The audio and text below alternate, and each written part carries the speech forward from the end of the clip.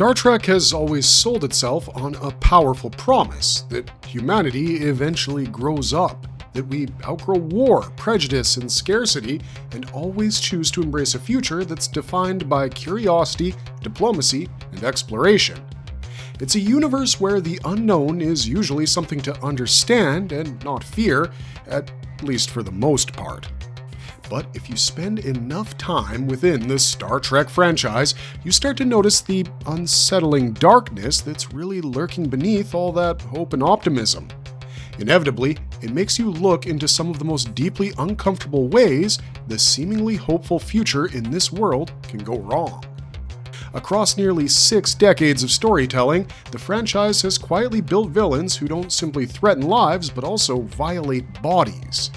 These could be parasites that crawl into your ear and hijack your brain from the inside, or alien species that don't just kill, but harvest organs from their victims while they're still conscious. Honestly, situations like these make death look like the better option. Even if this darker thread isn't what Star Trek is famous for, the body horror streak has actually always been there. And from time to time, when the franchise leans into it, it reveals a side of its universe that feels less like hopeful science fiction and more like a nightmare. So, without wasting another single moment, let's discuss the 14 most disturbing villains, creatures, and concepts in Star Trek that turn the human body into the battlefield and know exactly how to make your skin crawl long after the episode ends. I'm Dareth of the Vidian Sodality. The Vidians. First, let's meet the Vidians from Star Trek Voyager Season 1, where the USS Voyager encounters them in the year 2371. Voyager visits a planetoid where the Vidians are using a hidden facility to store harvested organs. The really messed up part is seeing how a Talaxian crew member named Neelix has his lungs surgically removed and implanted into one of the 2 Vidians on the planetoid while he's still alive. Captain Janeway briefly faces the brutal option of killing Motura to recover Neelix's lungs, but after realizing how morally wrong it would be to murder one person to save another, she refuses to cross that line. She lets the Vidians go with a warning, though the Vidians remain a recurring threat later on in the Voyager series. Surprisingly, as a show of goodwill, the Vidians share enough advanced medical knowledge for the Doctor to transplant one of Kess's lungs into Neelix. As it turns out, this species from the Delta Quadrant suffered from a disease called the phage for over 2 millennia. The phage not only ate their skin and internal organs, it also damaged their DNA,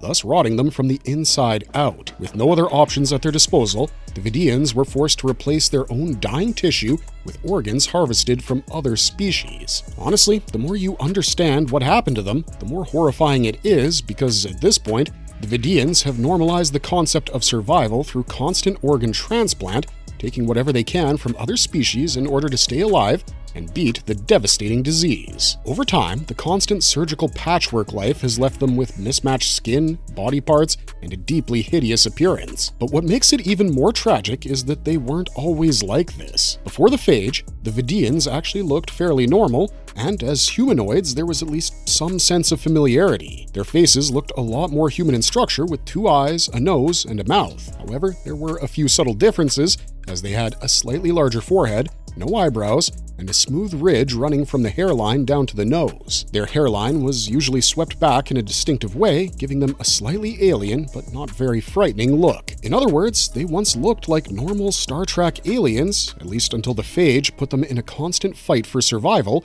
where raiding for resources wasn't enough, so they had to raid for biology itself. Some of you may be repulsed by the Vidians, but it's truly tragic how the phage compelled an entire race to live like organ banks in reverse. These guys didn't choose to be infected by this devastating disease, so they had to resort to doing whatever was needed to prevent the extinction of their race. The moral complexity on display is definitely noteworthy, because it truly makes this notion of body horror 10 times worse, especially due to the pain they inflict on themselves to stay alive. Every Vidian we see is wearing pieces of someone else, but that is the cost they have to pay in order to keep their own rotting bodies functional. Are you? I am Sulan.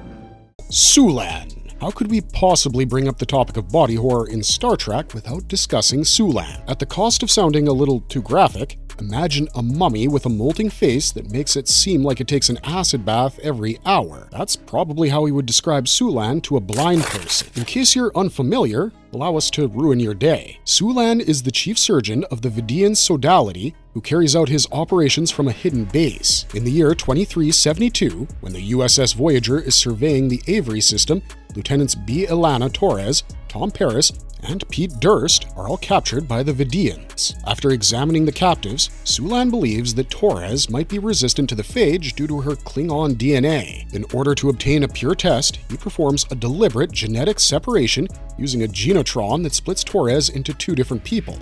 One that's fully human, and another that's Klingon. He then infects the Klingon version of Torres with the phage, and is delighted by how her Klingon physiology resists the infection. Sulan is so impressed he tells Torres how the Klingons are the greatest species he's ever seen, and then decides to keep her alive in a cell so he can study her physiology. During this time, Torres' Klingon version starts to flirt with Sulan in the hopes of persuading him to set her free.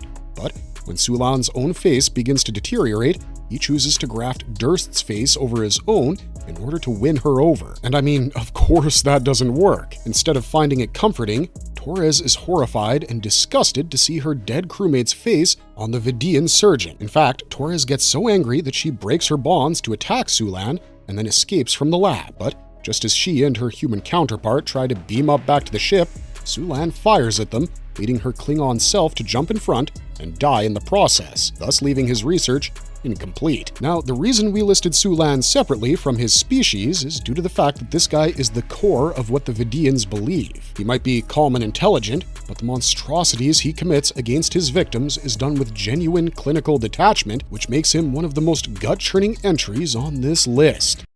The Borg. This pseudo-species of cybernetic humanoids are more popularly known as drones in the Delta Quadrant. The Borg aim to gain perfection through the compulsive assimilation of different sentient species, their knowledge and technology, all of which is absorbed or programmed into the Borg hive mind. That's what makes the Borg one of the more terrifying powers in the galaxy, even if they're less a normal species and more a collective built from assimilated victims. The physiology of a Borg drone truly depends on the species it originated from, but the end result is always something unsettlingly similar. Most drones appear humanoid, though the Borg have shown that they can assimilate non-humanoid life as well. Once a being is assimilated, their body begins to change in very noticeable ways. As we see their skin turn pale and lifeless, things like hair growth stop altogether. The real transformation, though, is the cybernetic implants. These are either surgically attached or formed inside the body by nanoprobes injected into the bloodstream, which can sometimes cause visible irritation or damage to the skin. While each drone's implants are tailored to their role, some features are universal. Every drone is connected to the collective through communication nodes and relies on a myoneural cortical array to control movement. In many cases, one eye is replaced with an enhanced optical drive, and an arm may be removed to make way for a specialized prosthetic. Tactical drones might have built-in weapons, while others carry medical tools to repair minor damage in fellow drones. Perhaps the most disturbing aspect is just how self-sufficient these modifications make them. I mean, a fully assimilated drone can survive conditions that would kill most humanoids, including extreme environments and even vacuum exposure. When she first heard about them, Lily Sloan described Borg drones as bionic zombies, which is surprisingly accurate for something that is no longer truly alive in the way we understand it, yet very, very far from dead. Regardless, it's the aftermath of the assimilation that's the creepiest part, because after an individual's mind is absorbed into the collective, whatever remains walks around in the former person's body, speaking in its voice and wearing its face. Even after their transformation, a Borg drone still looks like a person, but you can still see what they used to be underneath the metal. Owing to that, the best of both worlds is extremely effective body horror, because we see this happen to Captain Picard specifically. Seeing a man we know get assimilated like that is truly horrifying, and not only that, but by the end, he's still recognizably him, and that's low-key the worst part. At least the Enterprise D helps Picard recover, and also uses his connection to the hive mind to disable the Borg cube that's about to attack Earth. So in this particular case, some good did come out.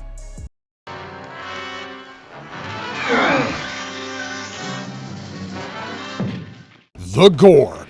The Gorn are a reptilian species who are distinctly horrifying, as they have green rubbery skin, red blood, and typically stand around 2 meters tall. As cold-blooded beings, they thrive in warm environments and are especially vulnerable to cold temperatures.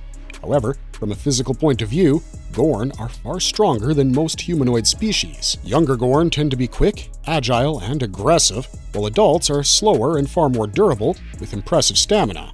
Even so, their strength makes them extremely dangerous because an adult Gorn can overpower an entire fully armed Starfleet landing party without much difficulty. However, in Star Trek Strange New Worlds, the modern depiction of the Gorn becomes even more disturbing because of their reproductive cycle. The Gorn reproduce parasitically by implanting eggs into living hosts, using them as living incubators until the hatchlings mature inside the body. The maturation cycle of these eggs usually depends on the species of the host. It can last days inside a human host, but it can take months within an Orion. The hatchlings are usually cannibalistic and aggressive towards each other, even when they're inside the host, so they often violently rip their way out of the body they were born in. This incubation also alters the biochemistry of the host, making them dependent on the Gorn hatchlings and vice versa, thus creating a terrifying bond between the victim and the life growing inside them. This pretty much turns the Gorn's reproduction process into a biological weapon, and the only way to stop it is to remove or neutralize the eggs before they hatch and kill the host, at least in the case of humans. We see this nightmare play out in Star Trek Strange New Worlds,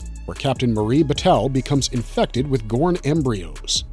Her infection is first stabilized, but later returns, forcing Pike and M'Benga to seek the Chimera Blossom as a desperate treatment. Inherently creepy, if we're being honest. The life form's 5 meters away and closing. From where?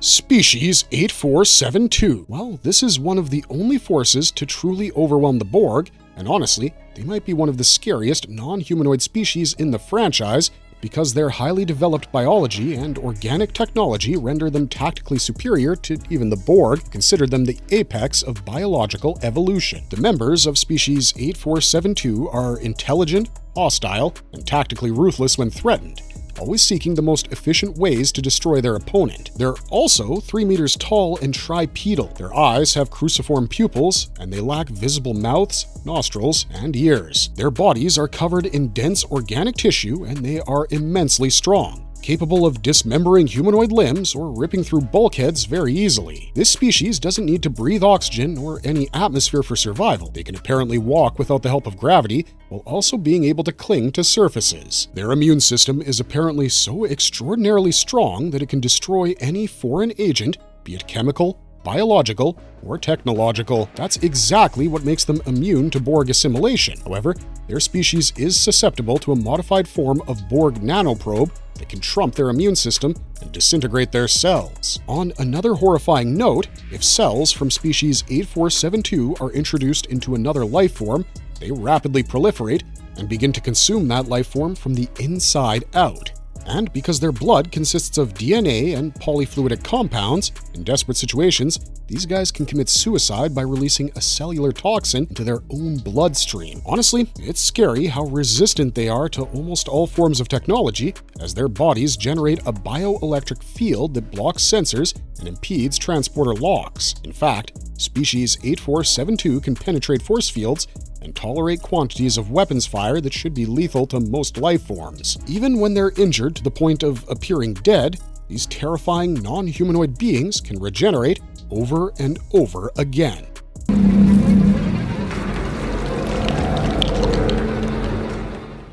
The conspiracy parasites, often nicknamed the Bluegills.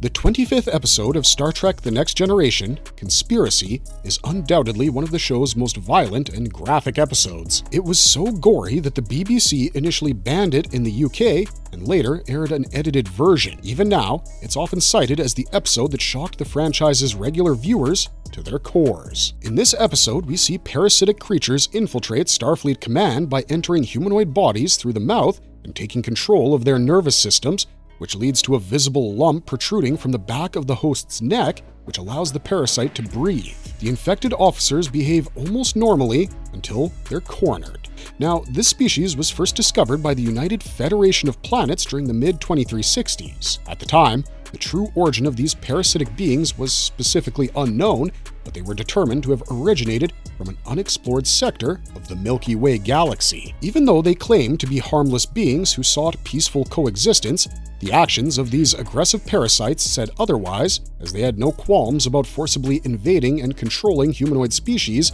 and getting rid of anyone who stood in their way. These parasitic beings really just look like common crawling insects, as their bodies are approximately 12 centimeters in length and light purple in color. While inside the host body, these parasitic beings took complete control over all brain functions by placing their tendrils around the victim's brainstem. Their tendril placement also stimulates the victim's adrenal glands, which allows the parasite to generate mega strength for the host victim, while also allowing much greater resistance to usual physical harm. However, these parasites cause the host to lose their memories, so it forces them to speak through their victims by bluffing their way through talks of old times. However, once these parasites are integrated within someone, they can only be removed by killing the host. The exact mechanics of how they first reach and infect a target are unclear, but once inside, they control the host from within.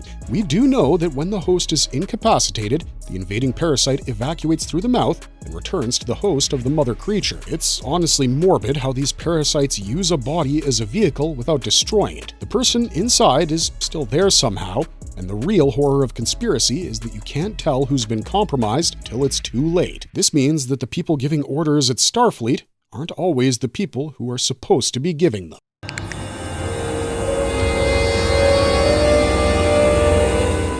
The Solanogen-based life forms. The Solanogen-based life forms are a strange and unsettling humanoid species, fundamentally different from anything that exists in normal space. Their entire molecular structure is built on solanogen, a substance that remains stable only in subspace, which means that they can't survive in our universe without some kind of assistance. They originate in a region known as tertiary subspace manifold, which is essentially a layer of reality that overlaps with, but isn't the same as normal space. These life forms look strange and alien, as they have large bulbous eyes, sharp beak-like mouths, and hands with 3 clawed fingers. Not just that, most of their bodies are concealed beneath metallic hooded robes, which sort of makes them look even more intimidating. In 2369, these life forms first made unexpected contact with the crew of the USS Enterprise D, and it all starts by accident. When Geordi LaForge boosts the ship's sensors by routing warp power into the deflector array, it sends a signal deep into subspace, right into the domain where these beings exist. Curious, or perhaps simply reacting,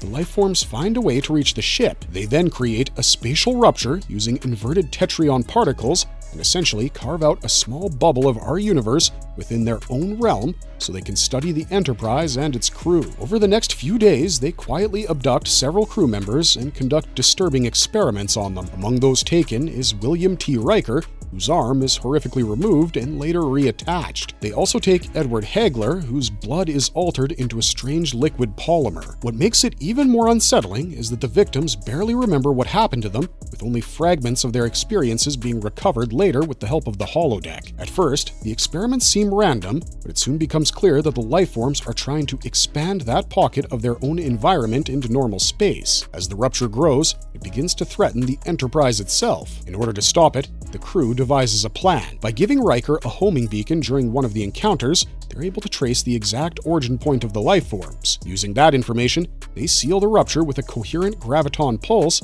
cutting off the connection between the two realms. Just before the rupture closes completely, though, the life forms send something through, possibly some sort of probe, which vanishes into deep space. Afterwards, Starfleet issues a warning to all Federation ships, cautioning them against making the kind of sensor modifications that accidentally attracted these dangerous and mysterious beings in the first place. Because they exist out of phase and appear only briefly, their mystery becomes part of their threat, as they conduct surgical experiments on unconscious people without seeking consent. It's the worst kind of alien encounter, and it's truly harrowing stuff.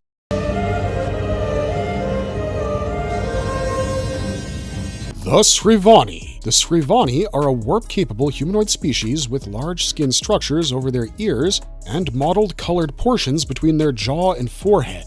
This species believes that experimenting on other sentient species is perfectly justified if it helps advance their medical knowledge, as it could lead to cures for diseases affecting their own people. This belief often comes across with a sense of calm and a weirdly dismissive authority. Their methods are as invasive as they are advanced. Moreover, the Sriani can make themselves, their ships, and their equipment completely invisible and intangible. In this state, they attach their vessel to a passing starship and quietly remain there for weeks to study and experiment on the crew without anyone knowing. The Voyager later detects them by adjusting their sensors to a phase variance of 0.15. The experiments themselves range from altering a subject's body chemistry to intricate genetic manipulation. The Sriani use highly advanced genetic tags that can attach directly to DNA base pairs, allowing them to make precise changes at a submolecular level, and this technology is far beyond anything developed by the Federation or Starfleet. While the Sriani do not deliberately set out to kill their test subjects, they are disturbingly indifferent to the consequences, as they consider a few deaths or lasting deformities acceptable risks in the pursuit of knowledge. They also follow strict protocols that forbid any communication with their subjects, thus treating them purely as test material rather than individuals. However, one Sriani scientist, Alzin, breaks that rule after being discovered aboard the USS Voyager and speaks directly with the crew. However, that's only done under pressure and not out of choice. What makes the Sriani truly disturbing isn't just what they do, it's how close they are when they do it. This isn't happening in some distant lab or far-off corner of space, it's happening right next to you, in the same room, and you have no way of seeing or sensing them. The physical effects alone are terrifying, as crew members can suffer extreme changes, like aging decades in just a few hours, but that's only part of it, because the deeper horror is psychological, as you have no control over your own body. And the worst part of all is, you wouldn't even know it was happening until the damage was done.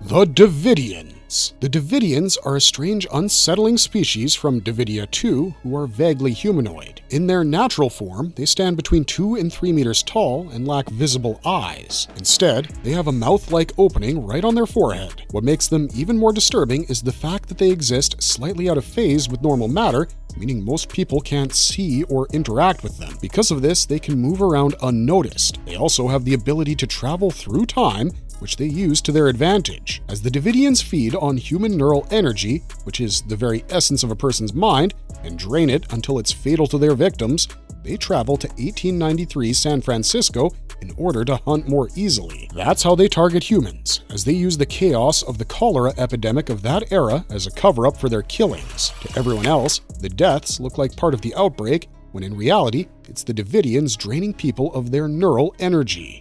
Their victims apparently die with a very specific expression, as they look hollow or emptied out. It's morbid how the Devidians don't leave behind any marks, but mere shells, as their victims look like people from a distance, but the thing that animated them, their neural energy, their self, has been extracted and consumed. The fact that they specifically target the weak and dying during a historical cholera epidemic only emphasizes an ugliness that goes beyond simple alien predation.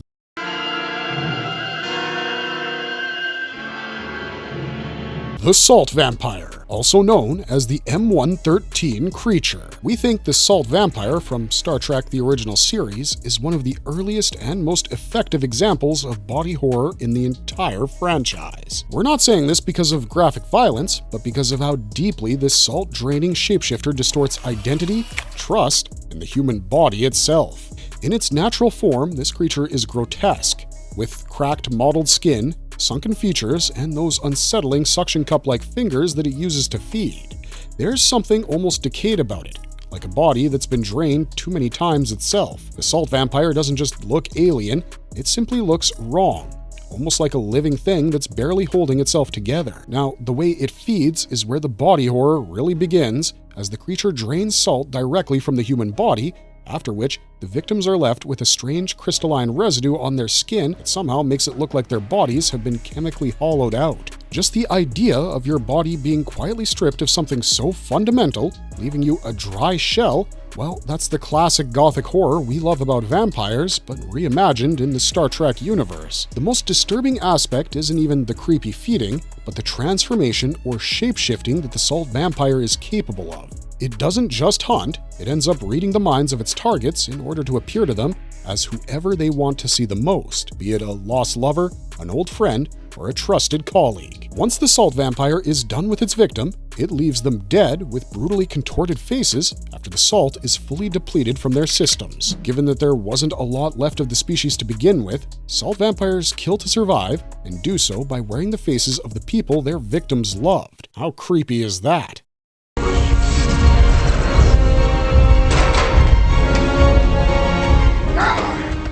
Shinzon's Thalaran weapon and the Reman nightmare. The Remans are the humanoid inhabitants of the planet Remus who have the potential for telepathy. They're known for their very unusual facial features, pale skin, and pointed ears. Remans can easily live in low-light environments, as their native planet, Remus, is tidally locked with its stars, thus resulting in one side of the planet being constantly exposed to sunlight, while the other exists in perpetual darkness. As a result, Remans have large photosensitive eyes that are capable of seeing in dim light conditions.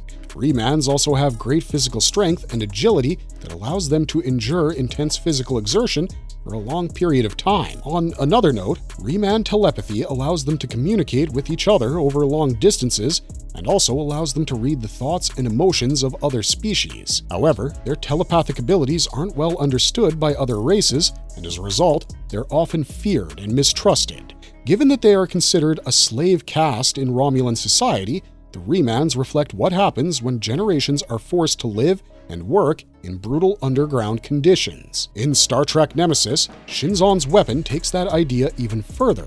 It's like the logical endpoint of a system built on breaking bodies. If a society is shaped by control, suffering, and dehumanization, it eventually creates tools that don't just harm bodies, but erase them completely. That's what Thalaran radiation represents, as it reduces living beings to lifeless, brittle remains in an instant. In a way, it feels like a concentrated version of everything the Romulan Empire has done over time, compressed into a single, devastating act.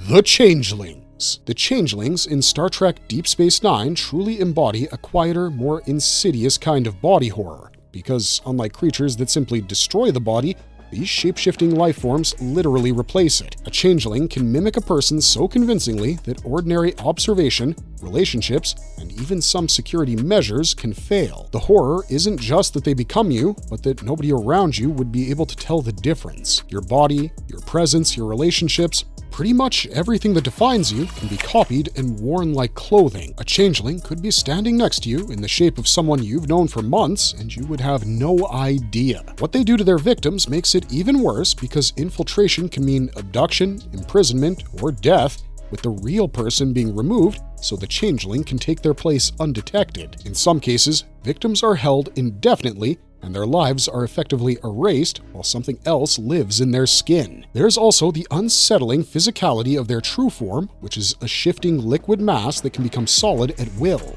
The idea that a body has no fixed shape, or that it can dissolve, reform, and imitate literally anything really undermines the concept of a stable human form. The result is a kind of existential body horror, as it's not just about what happens to your body, but how you lose ownership of it entirely. Plus, the terrifying possibility that someone else could be living your life while you're gone. That makes the horror truly epistemological, because it means you can't trust everything you see.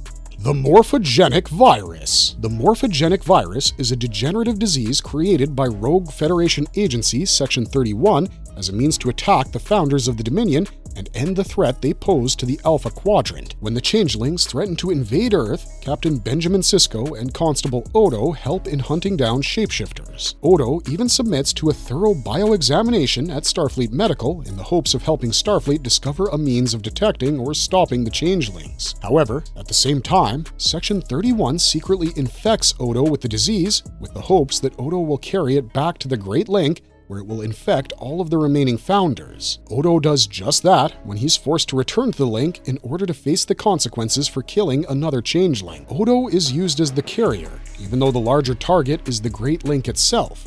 But the disease takes time to incubate and only progresses as individual changelings change form, which means rapid form changing leads to a more rapid progression of the disease. This side effect slows changeling infiltration efforts since any form changing accelerates the disease. They can no longer maintain their forms as they're dying from the inside out, losing the one thing that defines their biology and their identity simultaneously. If you think about it, the morphogenic virus is a biological weapon developed to commit genocide. It's a disease designed by the people who are supposed to be the heroes, and yet they engineered it to exploit the specific biological vulnerability of an entire species. For changelings, whose entire selfhood is expressed through their ability to transform, forced solidification erases the basis of who they are. Khan's Ceti eels. The Ceti eel is one of the most disturbing life forms in the Star Trek universe.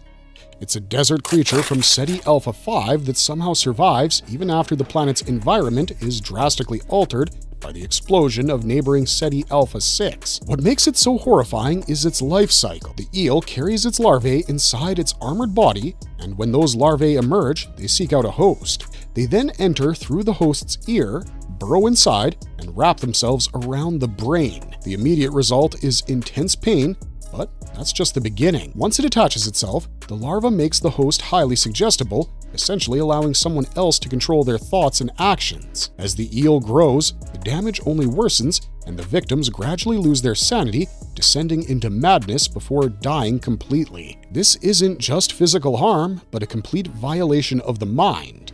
This creature became infamous through its use by Khan Noonien Singh, who discovers it during his exile on Ceti Alpha 5. Over time, many of his followers are killed by these eels, including his wife. Years later, Khan would use them as a tool of control, most notably on Captain Clark Terrell and Commander Pavel Chekhov aboard the USS Reliant. Even then, the human mind resists as Terrell ultimately chooses death over losing control, while Chekhov endures intense agony until the eel finally leaves his body, after which it's vaporized by Captain Kirk. It's a bone-chilling look at xenobiology, and one that we're all too eager to forget. Outro. Sadly though, that brings us to the end of this video, so now we'd love to hear from you. What's your favorite element of body horror in the Star Trek franchise that churned your insides the first time you saw it on screen? Was it on our list, or was it something entirely different? Either way, we'd love to hear about it in the comments section down below. Otherwise, thanks for watching, stay safe out there, and we'll see ya in the next one. Bye for now.